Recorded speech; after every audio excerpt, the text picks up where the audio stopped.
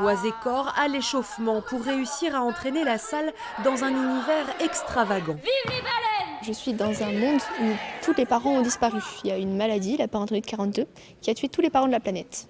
Donc je suis orpheline, comme tous les autres enfants de l'île. Mais il y a aussi un cirque rempli de vieilles personnes uniquement.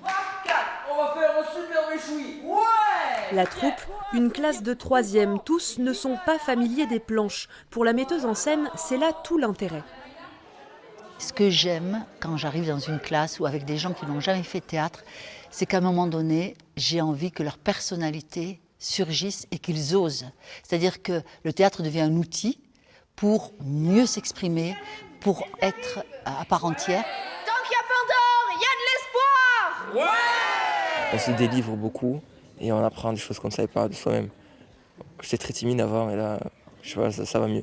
On a plus confiance en soi pour plus tard dans la vie être moins timide à l'oral ou comme ça. Dans le public, 150 élèves du CM2 à la 5e. Ils ont écrit la pièce épaulée par le dramaturge Stéphane Joberti. Je ne leur demande jamais pourquoi tu as eu cette idée, pourquoi tu exprimes cette émotion. Par contre, moi, ce que je lui dis, et c'est mon travail, je vais t'aider à exprimer cette idée ou cette émotion.